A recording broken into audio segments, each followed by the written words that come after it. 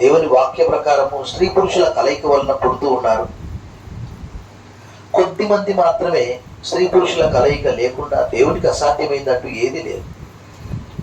శూన్యంలో నుండి సమస్తం కలగజేశాడు. దేవుడు ఆదియందు భూమి ఆకాశంలో సృజించను అనే మాట మనం చూస్తున్నాము. ఒక్కసారి మనం ఆకాశం వైపు చూస్తే ఎవరు చేశారు ఈ ఆకాశాన్ని?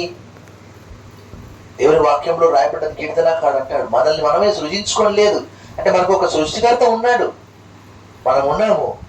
మన తల్లిదండ్రులు లేకుండా మనమే వచ్చామా? చెప్పండి, ఈ లోకంలోకి. అలాగే ఈ సృష్టి అంతా కూడా ఎలా కలిగింది? పైన ఆకాశాన్ని చూసినప్పుడు ఎంత పైకి ఉన్నది, రాత్రిపూట నక్షత్రాలను చూసినప్పుడు దాని గొప్పతనం ఎంత దూరంలో ఉంటే అట్లా. సూర్యుడు దగ్గరగా ఉన్నాడు కాబట్టి పెద్దగా కనిపిస్తున్నాడు. ఎంతో పెద్ద మంట, అది అగ్నిగోళం. అది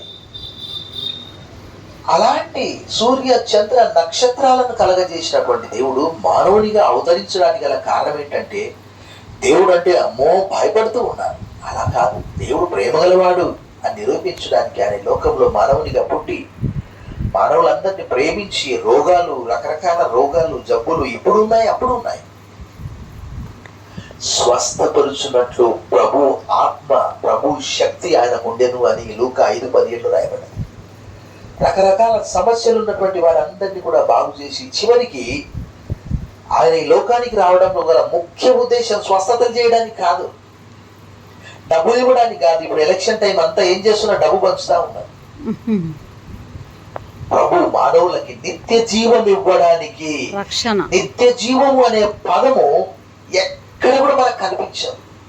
రోజు జీవించేది నిత్య జీవం కాదు. మానవుల ఆయుష్కాలం ఎంత? దేవుడి వాక్యం ఏం చెప్తున్నది? 90వ కీర్తన 10వ వచనం, మా ఆయుష్కాలము 70 సంవత్సరములు, అధిక బలమునలా 80 సంవత్సరములను, అయినను వాటి వైభవం ఆయుష్యము దుఃఖమే త్వరగా గతించు మేము. నిత్య జీవము అంటే అర్థం ఏంటి అంటే సదాకాలము, ఎప్పటికీ. ఆయన లోకానికి మానవునిగా వచ్చి అంత తక్కువ కాలం బ్రతికాడు. ఆయన 33 సంవత్సరాలు బ్రతికాడు. ఆయన శిశువుగా మనందరిలాగా తొట్లలో పడుకున్నాడు, పశువుల పాకలో జన్మించాడు. మనందరి వల్ల పేదరికాన్ని అనుభవించాడు. ఆయన కష్టాన్ని, నష్టాన్ని, తల్లిదండ్రులకు లోబడ్డాడు. ఒక సమయం వచ్చింది, ఎందుకొరకు వచ్చాడు ఆయన అంటే మానవులందరి కొరకు. అంతకంటే ముందు ఎన్నో బళ్ళు అర్పించేవారు. మేకల యొక్కయు, ఎడ్ల యొక్కయు, పొట్టేళ్ల యొక్కయు రక్తం ద్వారా పాపములకు క్షమాపణ, విడుదల కలగట్లేదు. అందుకే ఆయనే ఒక యజ్ఞము, ఆయనే ఒక బలి. సో వీరందరి కొరకు నేను ఇష్టపూర్తిగా యోహాను సువార్త 10వ అధ్యాయంలో అక్కడ రాయబడ్డది 17-18 వచనాలు, నా ప్రాణం నేను సొంతంగా పెడుతూ ఉన్నాను. నా ప్రాణం పెట్టుటకు, నా ప్రాణం తిరిగి తీసుకోవడానికి నాకు అధికారం కలది, నా తండ్రి వల్ల పొంది ఉన్నాను. నన్నెవరు ఆయన చంపటోళ్ళు? ఆయన మానవులందరి కొరకు. తర్వాత మానవులను ఎంతగా ప్రేమించాడంటే, ప్రేమ మరణమంత బలవంతమైనది. ఎంత ఓర్చుకున్నాడు ఆయన అంటే, ఆయనను ఉమ్మివేశారు, ఆయన కొరడాలతో కొట్టారు, ముళ్ళ కిరీటం పెట్టారు, చేతులకు చీలలు కొట్టారు, కాళ్ళకు చీల కొట్టిండ్రు, సెలవు మోయించిండ్రు, ఒంబేసిండ్రు. నువ్వు దేవుని కుమారుడు అయితే కిందికి దిగిరా అన్నాడు. ఓకే సరే, ఇది మీ టైం. ఆయన అన్నాడు, ఇది అంధకార గడియ, ఇది మీ సమయం. ఇందుకొరకే కదా నేను వచ్చింది, తప్పించుకోవడానికి కాదు కదా. మనందరికి తెలుసు ప్రాణాపాయం వస్తే మనం ఎట్లా తప్పించుకుంటాం కదా. అవసరమైతే చచ్చిపోయిన వాళ్ళు లాగా చేస్తారు అట్లా, అంతే కదా. పులిలో ఏదైనా ఎలుగుబంటి వస్తే ఏం చేస్తారు మనకు తెలుసు కదా, చచ్చిపోయినట్టు యాక్టింగ్ చేస్తే అయిపోయాను. అది వచ్చి వాసన చూస్తుంది అంటే చెప్తున్నాను. కానీ ఆయన తప్పించుకోలే మరణాన్ని. దేవుని కృప వల్ల ఆయన ప్రతి మనుషుని కొరకు మరణం రుచి చూసినట్లు అనే మాట హెబ్రీ పత్రిక 2:9 రాయబడ్డది. ఆయన మానవులందరి కొరకు చనిపోయాడు, మనందరి పక్షంగా. ఆయన తప్పు చేసినందుకు కాదు,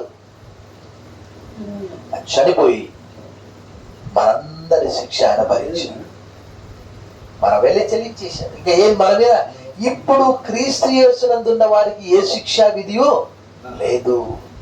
మనందరి కొరకు, మన పక్షాన మనకు రావాల్సిన శిక్షను, మన రుణాలన్నింటినీ కూడా శిలువ మేకులతో కొట్టేశాడు.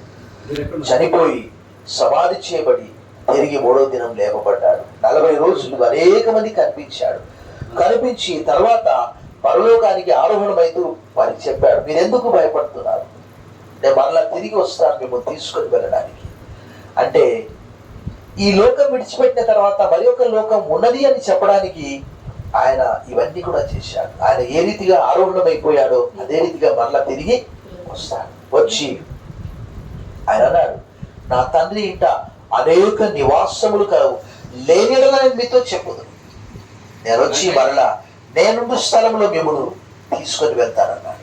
నేను ఎక్కడుంటే మీరు అక్కడ ఉంటారన్నాడు. అంటే అది సంతోషకరమైన స్థలం. నాకు అనిపిస్తుంది ఎంత కాలుష్యం ఇది, ఈ లోకం ఎంత కాలుష్యంతో కూడుకున్నటువంటిది, ఎంత భయంకరమైనటువంటి, ఎంత పాపలోకం, ఎంత శాపలోకం, ఒకరినొకరు చంపుకునే లోకం, ఒకరినొకరు ద్వేషించే లోకం, ఒకరినొకరిని రకరకాలుగా.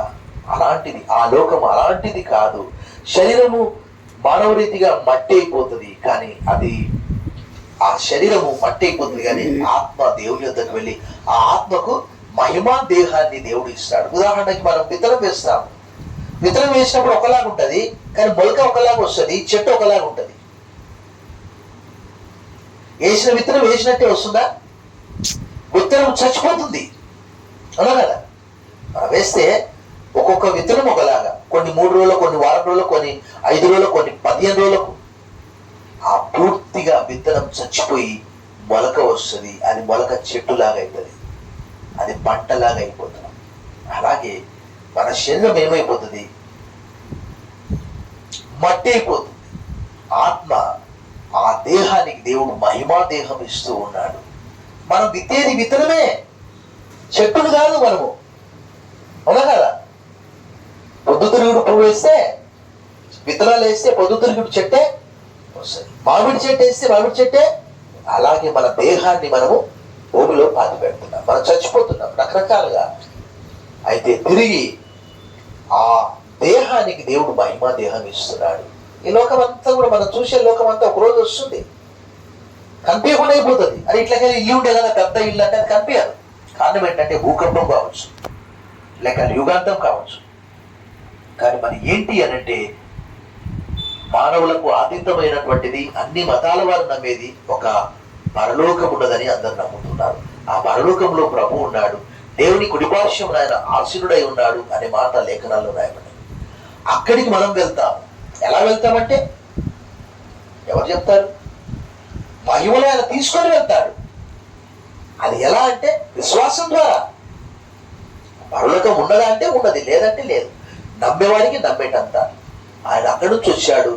యోహాను 3:13 పరలోకం నుండి దిగి వచ్చిన వాడే, అనగా మనుష్య కుమారుడే తప్ప పరలోకంలోకి ఎక్కిపోయిన వాడెవడు లేడు. మళ్ళీ ఆయన తిరిగి వస్తున్నాడు.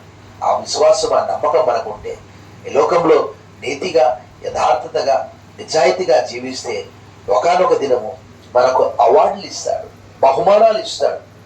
బలా నమ్మకమైన దాసుడా, నీవు ఈ లోకంలో నా కొరకు జీవించావు. ప్రకటన గ్రంథంలో రాయబడే స్పష్టంగా 2వ అధ్యాయంలో నీకు శ్రమ వస్తుంది, నమ్మకంగా ఉండు. 2:10 ప్రకటన. నీ కష్టం వస్తుంది, వేరే వాళ్ళు నేను అవమానిస్తాను, నమ్మకంగా ఉండు, నేను నీకు జీవ కిరీటం ఇస్తాను.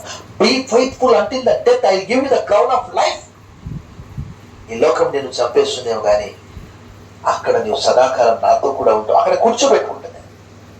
ఇప్పుడు మోదీ వచ్చిందంటే మోదీ పక్కన కూర్చునే అర్హత మనకున్నదా? అక్కడ హోమ్ మినిస్టరు, కేంద్ర హోంమంత్రి, లేకపోతే రైల్వే శాఖ మంత్రి, లేకపోతే ఆంధ్రప్రదేశ్ ముఖ్యమంత్రి, చిన్న చిన్న ఎమ్మెల్యేలు కూడా ఆయన దగ్గరికి పోలేదు. కానీ దేవుడు అన్నాడు, నా పక్కలో మిమ్మల్ని కూర్చుని పెట్టుకుంటాను అన్నాడు. దానికి అర్హత ఏంటి అంటే ఒకే ఒక అర్హత, యేసు ప్రభువుని నోటితో ఒప్పుకొని దేవుడు మృతుల్లో నుండి ఆయన లేపినని హృదయమందు విశ్వసించినట్ల నీవు రక్షింపబడదు. దేవుడి వాక్యం దీవించి ఆశ్రయించుగాక. ప్రార్థన చేస్తారు. సర్వశక్తి గల దేవా, ఈ దినము సహోదరుడు రవిని మీరు మీ చెంతకు చేర్చుకున్నటువంటి దినము,